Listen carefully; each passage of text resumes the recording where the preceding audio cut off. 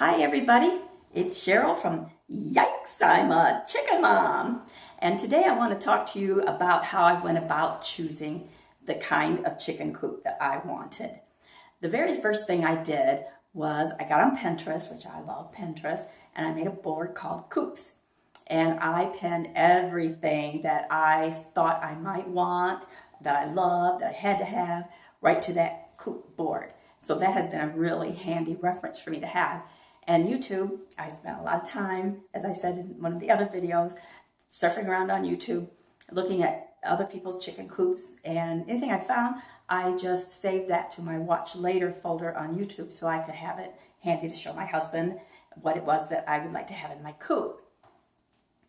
So I knew I needed it big enough to hold 6 chickens, since that's what I have ordered.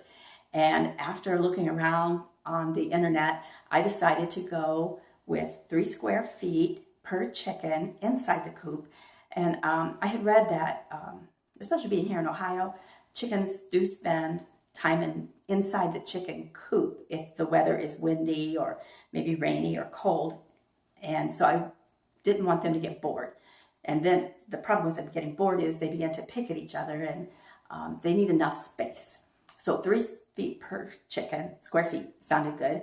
And out in the run, I wanted them to have at least 10 square feet per chicken, and on the roost, 10 to 12. So those were the markers that I started with.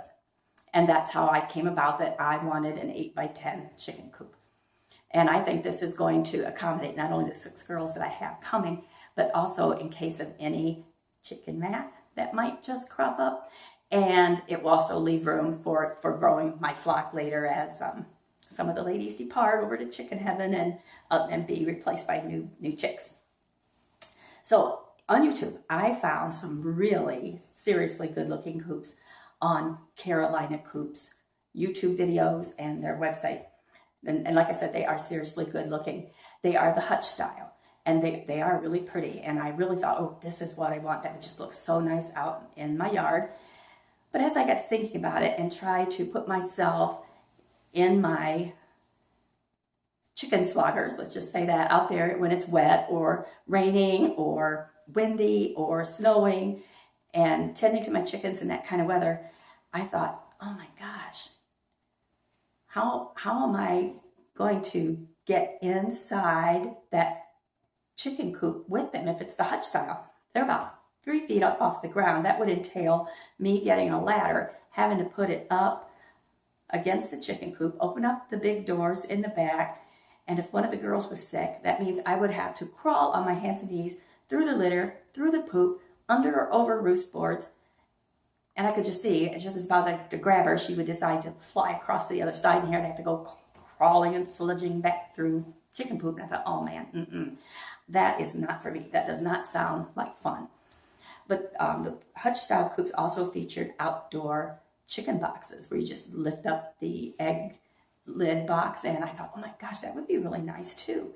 But then again, with our kind of weather here, if it were raining or snowing, every time I lifted that box up, all that weather would then get in on the nest materials, or in our case, the lid could get frozen shut, and then I wouldn't even be able to get the eggs out. So I thought, I just don't think that's going to work for me. And where would I store all my supplies that I needed for them, their food, their first aid things that I need, my tools?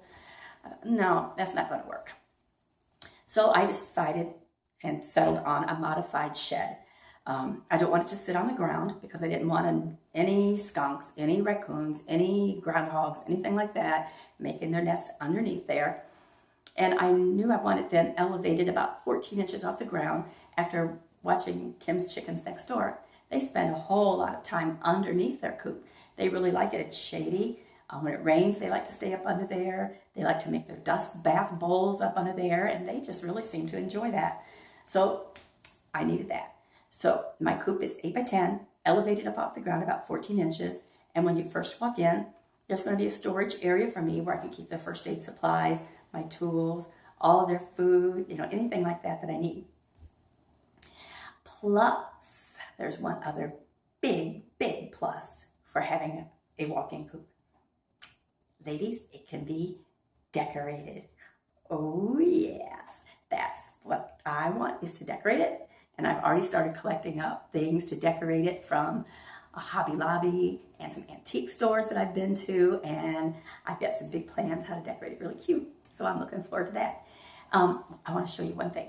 I told you before I was geeky about spreadsheets. Well, there's something else I'm geeky about. I love to draw out my plans on graph paper.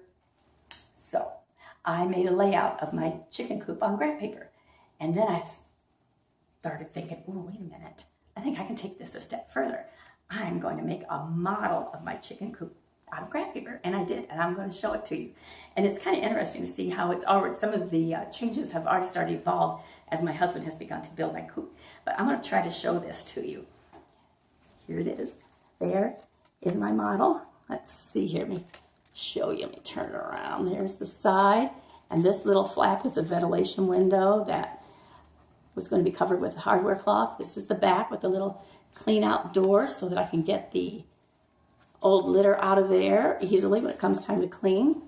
This is the other side with another little window for ventilation and the pop door for the chickens to get in and out. And looking through my front door there, you can see this little door inside here. I can show you better here. And this little door is going to slide back and forth, and that's going to be my little work area. And I'm going to try to turn it on its side so you can see inside.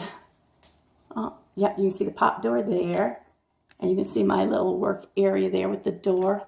Let me turn it on this side. It's kind of hard to navigate it. Whoops, sorry about that. Oh, there you can see the egg boxes. And along the back side, oh, down in here, that's where the roost will be. And notice that the roost is right above this area here where I'm going to have these clean out doors so that any stuff that falls down there can easily be cleaned out. So anyway, that is my little model of my chicken coop. And I had such fun making this.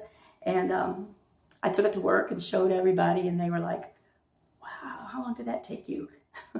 And it did take a while, but I enjoyed every minute of it. So, but anyway, I do want to take you out. My husband, like I said, has started building my coop, and we've got the walls off sided. We've got the plywood on the top and the felt paper down.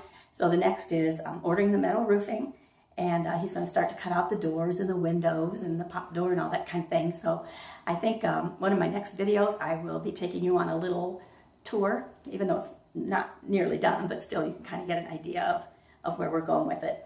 So again, join me next week. There's more things I want to talk about decision making, about coops, stuff like ventilation and, there's a lot that, I didn't even knew existed. So I want to talk to you about litter, just all kinds of stuff. But I wanted to break it down and not keep these videos so long. So next time, we're going to talk about ventilation versus drafts. And I don't think that's going to be very exciting, but it is important. Okay, thanks a lot for joining me, and see you next time.